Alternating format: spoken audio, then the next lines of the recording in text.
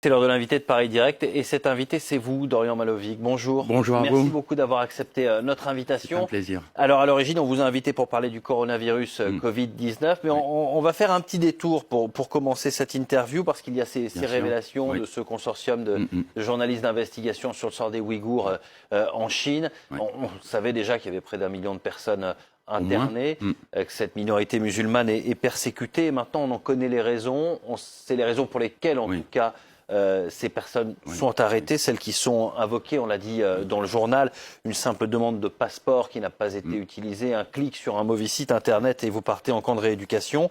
Quelle est la situation des Ouïghours aujourd'hui? L'ampleur de la répression, on en parlait hors antenne, c'est une ségrégation ethnique claire. Ah, écoutez, c'est vraiment c'est un génocide culturel en fait qui se déroule depuis au moins 2016, depuis la nomination d'un nouveau secrétaire du parti au Xinjiang. Ce secrétaire chinois du parti était déjà au Tibet auparavant. Donc, il a fait le travail au Tibet et maintenant on l'a nommé au Xinjiang.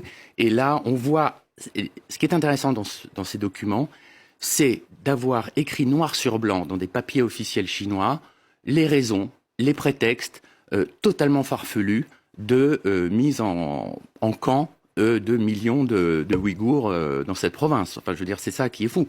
Porter une barbe, un voile... l'idée d'avoir 3 enfants, bah écoutez, les minorités ethniques en Chine avaient le droit d'avoir plus d'enfants que les Han, par définition. Et puis si vous en aviez plus, eh bien vous payiez une amende et il n'y avait pas de problème. Mais là, on dit que ben voilà, comme ils en ont plus, eh ben on les met en prison. On voit bien que c'est, veut dire une mise, je dirais. C'est déjà une mise en quarantaine avant l'heure de toute cette province sécurisée par des milliers de militaires et de policiers.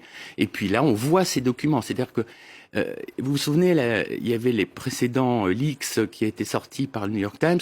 Et après, les autorités chinoises avaient dit on ne garde plus de documents informatiques, on enlève le papier, il n'y a plus de sources, on enlève tout. Et finalement, ben, on voit que ça ne fonctionne pas très bien et qu'il y a encore des éléments qui viennent prouver la répression.